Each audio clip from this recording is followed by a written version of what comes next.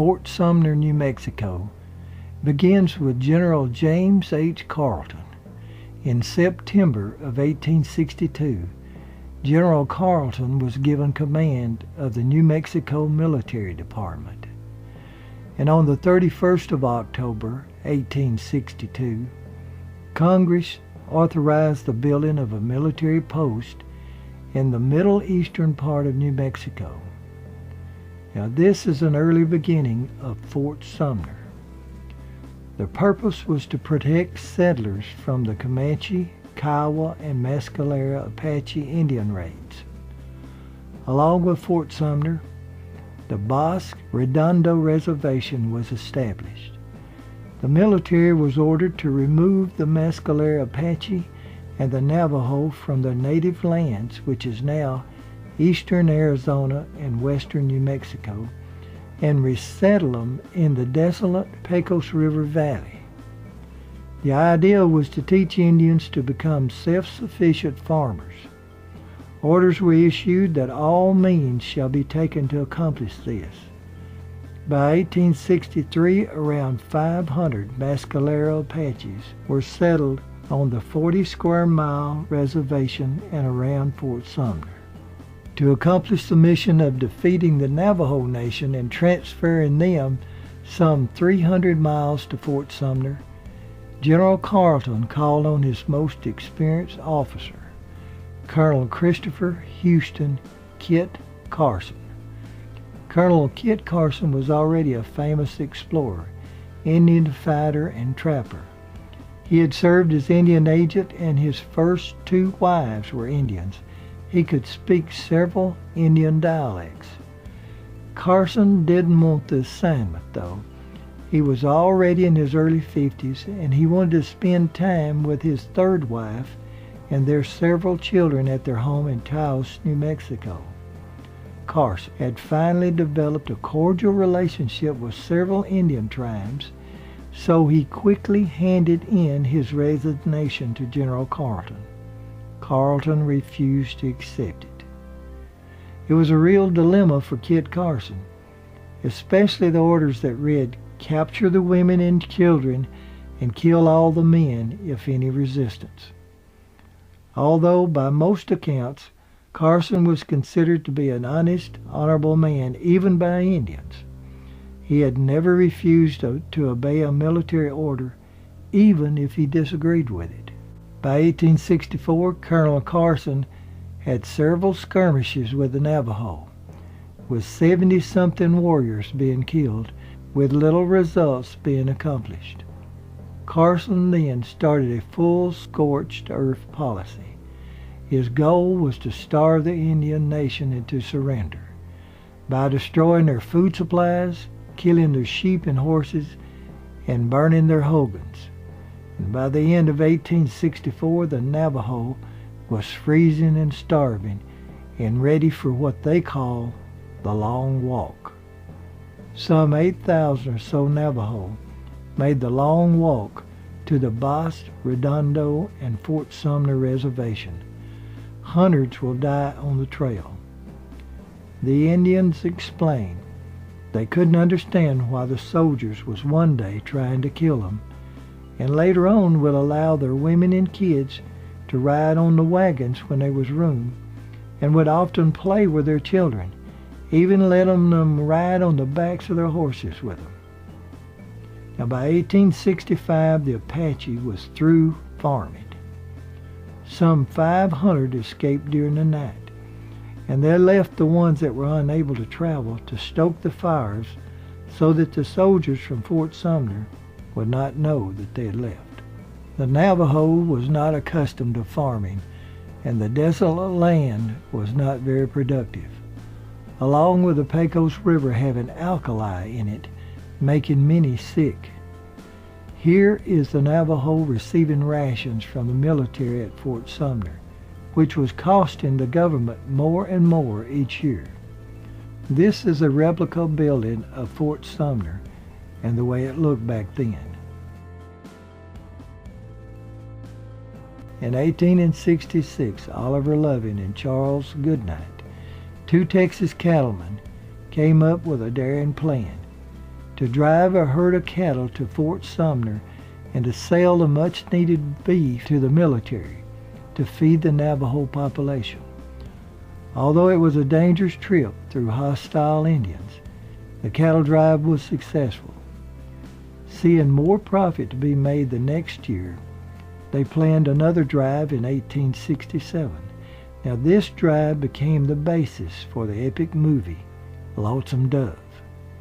After the drive became delayed through trouble with hostiles and bad weather, Oliver Loving and a companion, one-armed Bill Wilson, attempted to go ahead of the cattle drive to assure the officials at Fort Sumner that the cattle was on its way. Before reaching Fort Sumner, the two were spotted by Comanche warriors. Taking refuge on the banks of the Pecos River, Loving was wounded in the arm and side. And under cover of darkness, Wilson went back for help to the cattle drive. And a couple of days later, after slipping upriver, Loving was rescued by traveling Mexicans on their way to Fort Sumner. Although his wounds were not life-threatening, his arm became severely infected. Now this is a replica of a restored army barracks at old Fort Sumner, perhaps a bunk like the one that Oliver Loving laid in while being treated for gangrene infection. The inexperienced army doctor was afraid to amputate until Charles Goodnight arrived and insisted. It was too late. After sitting by Oliver Loving's bed for 2 weeks, he died on September the 25th, 1867, after receiving a promise from his friend Charles Goodnight that he would take his body back to his family in Texas.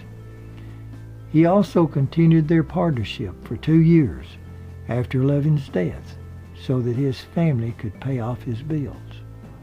Loving's body was most likely buried here in the military cemetery at Fort Sumner. That same cemetery that Billy the Kid will be buried some 14 years later. After Loving's death, Goodnight will continue the drive on to Denver to sell the rest of the cattle. He'll return in the spring, dig up Loving's body, and take it back to Texas.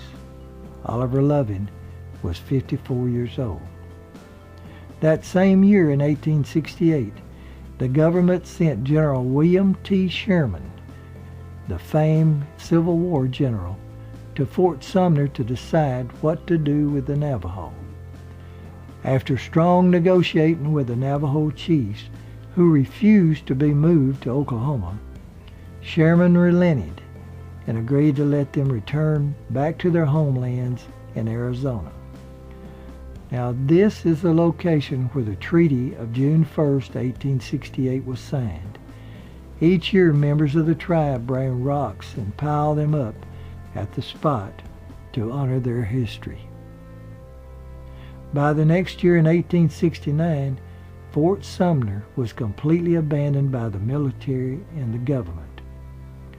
Lucien Bonaparte Maxwell in 1870 bought Fort Sumner and turned it into a town.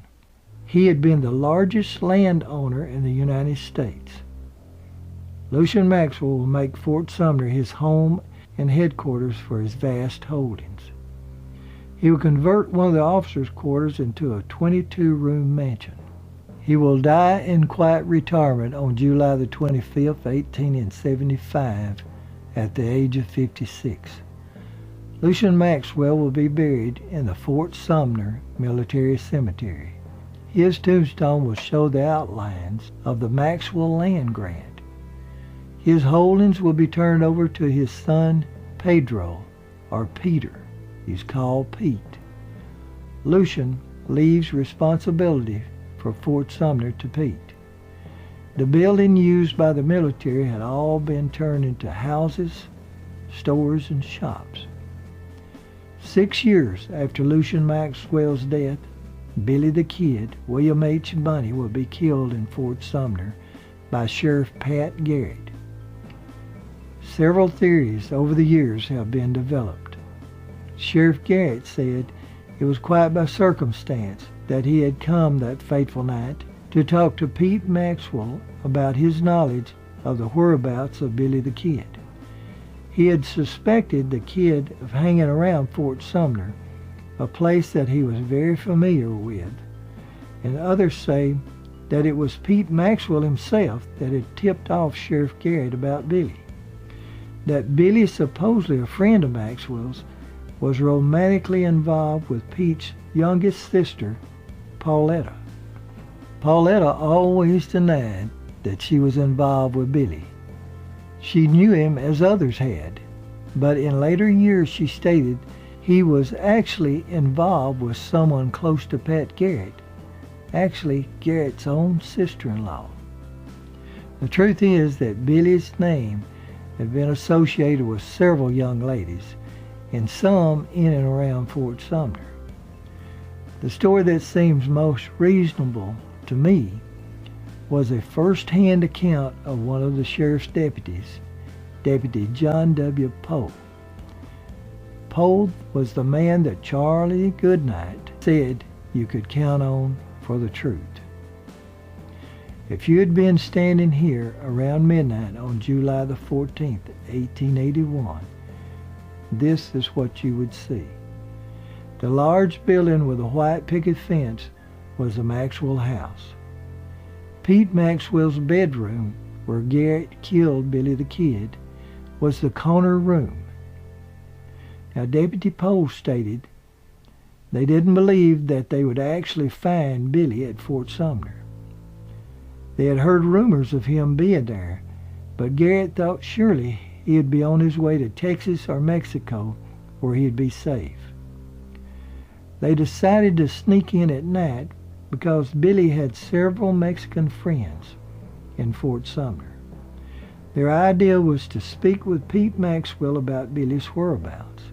Deputy Poe said that Sheriff Garrett told the two deputies to stay and wait while he went in to speak with Pete. Poe sat down on the steps going through the picket fence gate on the east side of the house, and Deputy Kemp McKinney was squatted just outside the fence, when suddenly Deputy Poe spotted someone coming towards the Maxwell house just inside the south gate. He was without shoes and no hat, and appeared to be holding up his pants. Neither deputies had ever seen Billy before, and believed that the young stranger was someone that worked for Maxwell, or could be his brother-in-law that lived next to Pete on the north side. They had no idea, according to Poe, that it was Billy the Kid, even after he asked who they were, and then backed into Maxwell's bedroom. Now, Maxwell slept with the door open because it was warm weather.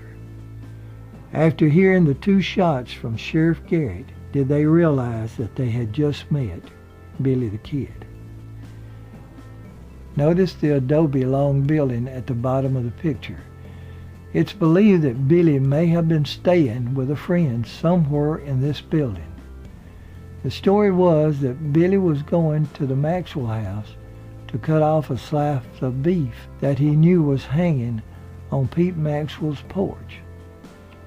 Billy's marker was placed where Pete Maxwell's bedroom was located, and Billy the Kid was killed. Billy the Kid is buried in the old Fort Sumner Military Cemetery, only a few hundred yards from where he was killed.